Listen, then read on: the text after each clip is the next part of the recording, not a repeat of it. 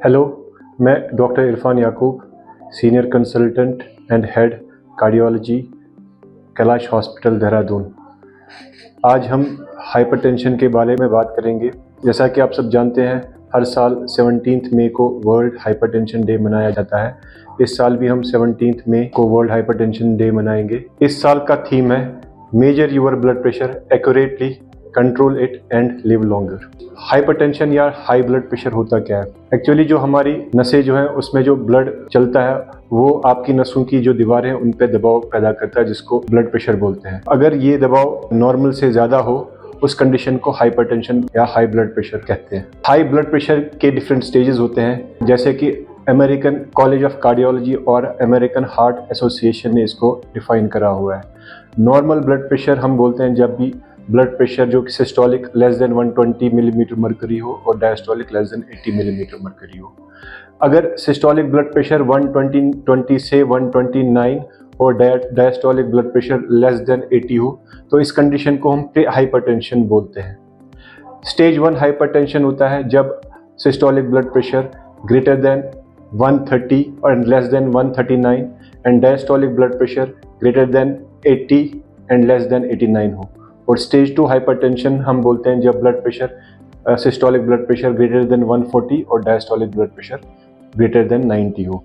जो stage 2 hypertension के बाद हम कई सारे पेशेंट्स को काफ़ी हाई ब्लड प्रेशर होता है जिनको हाइपरटेंसिव क्राइसिस बोलते हैं। तो हाइपरटेंसिव क्राइसिस तब बोला जाता है जब blood pressure systolic more than 220 हो और diastolic blood pressure more than 120 हो। इसको हम फर्दर क्लासिफाई करते हैं hypertensive emergency and hypertensive urgency में।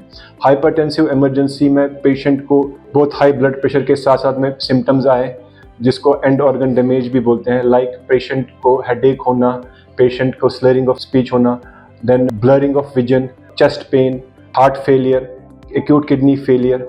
ये चीज़ें अगर बहुत हाई ब्लड प्रेशर के साथ में हो तो इसको हाइपरटेंसिव इमरजेंसी बोलते हैं। ऐसी कंडीशन में पेशेंट को एडमिट करके ब्लड प्रेशर का इलाज किया जाता है। हाइपरटेंसिव अर्जेंसी में ब्लड प्रेशर हाई होता है लेकिन पेशेंट को सिम्टम नहीं होते। ऐसी कंडीशन में हम पेशेंट को ओपीडी बेसिस पे भी ट्रीट कर सकते हैं, लेकिन वो एग्रेसिव ट्रीटमेंट होना चाहिए। ब्लड प्रेशर कैसे चेक किया जाए? कई सारे पेशेंट्स मेरे पास आते हैं जब उनका ब्लड प्रेशर बाहर से चेक किया होता है वो काफ़ी हाई या काफ़ी लो होता है, लेकिन जब अब यहाँ पर चेक करते हो तो नॉर्मल आता है। तो वहाँ उसमें एक डेफिनेट प्रोसेस है ब्लड प्रेशर चेक करने में कैसे किया जाए। तो इसके कुछ स्टेप्स हैं जो मैं आपको बताता हूँ। नंबर 1, जब भी आप ब्लड प्रेशर चेक करें तो पेशेंट शुड बी काम। वो कोई बातें वगैरह नहीं करनी है, एक जगह बैठना है। ब्लड प्रेशर चेक करने से पहले कम से कम 5 से 10 मिनट का रेस्ट लेना है। ब्लड प्रेशर चेक करने से 10 या 15 मिनट पहले आपने कोई टी, कॉफ़ी, स्मोकिंग या अल्कोहल ना लिया हो, कोई एक्सरसाइज ना करी हो। जब ब्लड प्रेशर हम लेते हैं तो पेशेंट को कुर्सी पे बैठना है with his back resting with the chair और legs should not be crossed. जो आर्म की जो लेवल है वो रहनी चाहिए to the level of heart. उसके बाद हम जो ब्लड प्रेशर कफ जो होता है उसके साइज का भी मैटर करता है। अगर हम ज़्यादा छोटा कफ लेंगे तो उससे ब्लड प्रेशर का जो रीडिंग वो काफ़ी हाई आएगी, और अगर हम ज़रूरत से ज़्यादा बड़ा कफ लेंगे तो ब्लड प्रेशर की जो रीडिंग आएगी वो लो आएगी। तो ब्लड प्रेशर का कफ एडिकेट होना चाहिए, वो आपके आर्म की 2/3 सर्कमफ्रेंस को कवर करना चाहिए। ब्लड प्रेशर का जो कफ है ये हम एल्बो जॉइंट के 1 सेंटीमीटर ऊपर पहनते हैं, और जो कफ का जो सेंटर पॉइंट है वो ब्रेकियल आर्टरी के एग्जैक्टली ऊपर होना चाहिए। तो इसके बाद हम ब्लड प्रेशर मेजर करते हैं जो कि रिकमेंडेड डिवाइसेस है उससे, और हम नॉर्मली 3 रीडिंग्स लेते हैं, हम दोनों राइट आर्म में और लेफ्ट आर्म में, और जो इन तीनों का एवरेज लेके हम वो ब्लड प्रेशर पेशेंट का फर्दर मेजर कर लेते हैं। ब्लड प्रेशर के डिफरेंट टाइप्स होते हैं। मोस्ट कॉमन टाइप हाइपरटेंशन या ब्लड प्रेशर का होता है उसको एसेंशियल हाइपरटेंशन बोलते हैं। एसेंशियल हाइपरटेंशन तब बोलते हैं जब पेशेंट का कोई कॉज नहीं हो हाइपरटेंशन का। ये 95% लोगों में जो होता है वो एसेंशियल हाइपरटेंशन होता है। बाकी 5% जो पॉपुलेशन है उनमें सेकेंडरी हाइपरटेंशन होता है, जिसमें कि कोई डेफिनेट कॉज होता है, लाइक किडनी की वजह से या बॉडी में कई सारे ग्लैंड्स होते हैं, थायराइड ग्लैंड या एड्रिनल ग्लैंड, उनकी सिक्रीशन ज़्यादा होती है, उसकी वजह से हो सकता है या और कोई कॉज हो सकता है। सो 95% पेशेंट्स में हाइपरटेंशन का कोई कॉज नहीं होता, जिसको हम एसेंशियल हाइपरटेंशन बोलते हैं। हाइपरटेंशन में कुछ और टर्म्स का जानना हम सब के लिए ज़रूरी है। एक है white coat hypertension. White coat hypertension उस हाइपरटेंशन को बोलते हैं जब पेशेंट डॉक्टर के पास या हॉस्पिटल विजिट करता है तो उनका जब ब्लड प्रेशर चेक करते हैं वो बड़ा आ जाता है, बट जब सेम पर्सन को हम ब्लड प्रेशर घर पे चेक करते हैं वो नॉर्मल आता है। तो ऐसी कंडीशन को वाइट कोट हाइपरटेंशन बोलते हैं। ये एब्सोल्युटली नॉर्मल है। ये इसलिए होता है कि जब भी आप हॉस्पिटल या फिर डॉक्टर के पास ब्लड प्रेशर चेक कराएं तो आपकी जो एंजाइटी लेवल है वो बढ़ जाती है, इसकी वजह से हाइपरटेंशन रीडिंग आ जाती है। सो इसको हम नॉर्मली हाइपरटेंशन नहीं कंसिडर करते अनलेस कोई और फीचर हाइपरटेंशन के ना हो, जैसे कि एंड ऑर्गन डैमेज, लाइक आपकी रेटिना में कोई प्रॉब्लम आई हो या बाकी सिक्युलर हाइपरटेंशन की हो। दूसरा जो हमें जानना जरूरी, इसको मास्क्ड हाइपरटेंशन बोलते हैं। मास्क्ड हाइपरटेंशन में जब भी कोई पेशेंट नॉर्मली हॉस्पिटल या डॉक्टर के पास आता है, वो ब्लड प्रेशर चेक करता है तो उसका ब्लड प्रेशर नॉर्मल आता है, लेकिन घर पे उसका ब्लड प्रेशर काफ़ी बढ़ा रहता है। सो ये जो कंडीशन है ये थोड़ा कॉम्प्लिकेटेड है, क्योंकि ये पेशेंट में नॉर्मली ब्लड प्रेशर होता है, जो दिन में स्ट्रेसफुल लेवल होती है, बाकी घर की दौड़ भाग होती है, उससे पेशेंट का दिन भर ब्लड प्रेशर बढ़ा रहता है। बट जो ही वो हॉस्पिटल या डॉक्टर के पास पहुंचता है वो काम हो जाता है और उसका जो ब्लड प्रेशर का लेवल है वो कम आ जाता है। सो ये एक इम्पॉर्टेंट फैक्टर है जिसमें हम नॉर्मल हाइपरटेंशन मिस कर सकते हैं। सो ऐसी दो कंडीशंस में जब भी वाइट कोट हाइपरटेंशन हो या मास्क हाइपरटेंशन हो, ऐसी कंडीशन में हाइपरटेंशन कैसे डायग्नोज किया जाए?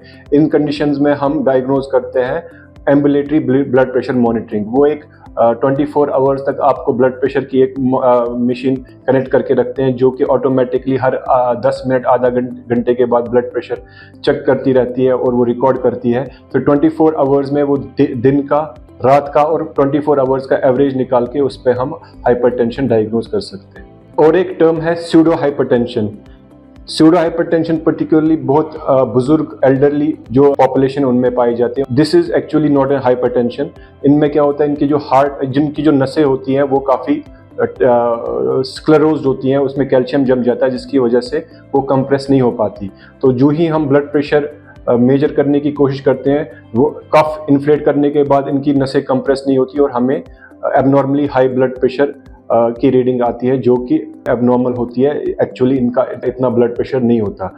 सो ऐसी कंडीशन को स्यूडो हाइपरटेंशन बोलते हैं। सो जब भी पेशेंट को हाइपरटेंशन डायग्नोज किया जाए तो फिर हमें कैसे ट्रीट करना है? So what should be the target levels of blood pressure that we should achieve in different group of population? So इसमें American College of Cardiology and American Heart Association ने क्लियर कट गाइडलाइंस दे रखी हैं।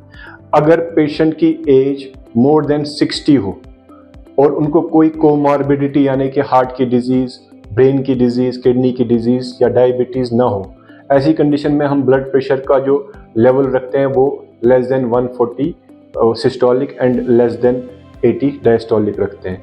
ज़्यादा aggressive treat करने से ऐसे मोर elderly patients में फॉल होने के रिस्क ज़्यादा होते हैं। अगर ब्लड प्रेशर फॉल हो गया तो उनको चेक कराना होता है। तो ऐसी कंडीशन में हम थोड़ा सा हायर टारगेट रख लेते हैं। सेम टारगेट हम उन महिलाओं के लिए भी रखते हैं जो कि प्रेग्नेंट हो, जिस कंडीशन को हम प्री एक्लेम्सिया या एक्लेम्सिया बोलते हैं। प्री एक्लेम्सिया और एक्लेम्सिया में भी जो टारगेट लेवल रहता है वो लेस देन 140-80 रहता है। बाकी सारे जो पेशेंट्स हैं, अगर एज लेस देन 60 हो या कोमॉर्बिड कंडीशंस हो, जैसे कि डायबिटीज़, कार्डियक डिजीज़ या हार्ट की कोई pre existing disease, cerebrovascular disease, patient को पहले स्ट्रोक आया हो, या किडनी की डिजीज़, या पेशेंट को कि आंखों में कोई प्रॉब्लम हो हाइपरटेंशन की वजह से, तो ऐसी कंडीशंस में जो हमें ब्लड प्रेशर का जो लेवल रखना है वो लेस देन 130-80 रखना है। हाइपरटेंशन के क्या इफेक्ट्स होते हैं? सो हाइपरटेंशन को साइलेंट किलर बोलते हैं। This is second most common cause of cardiovascular disease and stroke in worldwide after diabetes. Hypertension is also known as a silent killer. तो हाइपरटेंशन में नॉर्मली सिम्टम्स नहीं होते हैं, बट ये अंदर से पेशेंट के ऑर्गन को डैमेज करता रहता है, जो कि इनिशियली पेशेंट को पता नहीं चलता। तो जो ही जब वो लंबे समय तक हाइपरटेंशन का ट्रीटमेंट न हो तो उनका जो ऑर्गन डैमेज है वो काफ़ी एडवांस स्टेज तक पहुंच गया होता है। क्या इफेक्ट्स हो सकते हैं? हार्ट में कॉर्नरी आर्टरी डिजीज या फिर हार्ट अटैक, ब्रेन में स्ट्रोक होना, किडनी फेलियर होना, आँख की रोशनी जाना, ये सारी जो इफेक्ट्स हैं वो लॉन्ग स्टैंडिंग अनट्रीटेड हाइपरटेंशन के हो सकते हैं। हाइपरटेंशन को कैसे मैनेज किया जाए? इसमें दो चीज़ें हैं। एक तो हुआ नॉन फार्माकोलॉजिकल ट्रीटमेंट, इसमें हम दवाइयों के बगैर हम पेशेंट को कुछ ऐसी मेजर्स बोलते हैं जिससे कि वो अपने ब्लड प्रेशर को इफेक्टिवली मेंटेन कर सकता है। ये पर्टिकुलरली उन पेशेंट्स के लिए ज़्यादा इम्पॉर्टेंट है जो कि प्री हाइपरटेंशन स्टेज में है। जो नॉन फार्माकोलॉजिकल ट्रीटमेंट है ये सब मरीजों के लिए इम्पॉर्टेंट है। इसमें कई सारी चीज़ें आती हैं, जैसे कि खान पान में बदलाव करना, जो कि high calorie high fat diet है उसका अवॉइड करना, नमक का कम से कम इस्तेमाल करना, रेगुलर एक्सरसाइज करना, अगर अपने वेट को मेंटेन करना, सिगरेट स्मोकिंग एंड अल्कोहल जो है वो क्विट करना, ये सारा नॉन फार्माकोलॉजिकल मेजर्स में आता है जिससे इफेक्टिवली हम हाइपरटेंशन को कंट्रोल में कर सकते हैं। अगर नॉन फार्माकोलॉजिकल मेजर्स एडिकेट ना हो या फेल हो जाए हाइपरटेंशन को कंट्रोल करने में, तो उसके बाद हम पेशेंट को दवाइयों पे स्टार्ट कर लेते हैं। मेजरली देयर आर 4 टाइप के क्लास 1 ड्रग्स हैं जो कि हाइपरटेंशन में हम इस्तेमाल कर सकते हैं। बीटा ब्लॉकर्स, ACE इनहिबिटर्स और angiotensin receptor blockers, then calcium channel blockers and diuretics. ये दवाइयाँ जो है हम इनिशियली स्मॉल डोज में स्टार्ट करते हैं, इधर सिंगल और कॉम्बिनेशन में, फिर इसका डोज हम सब्सिक्वेंटली एस्केलेट कर लेते हैं as per the patients requirements and readings that we get in the office visit. ये थी जानकारी हाइपरटेंशन के बारे में।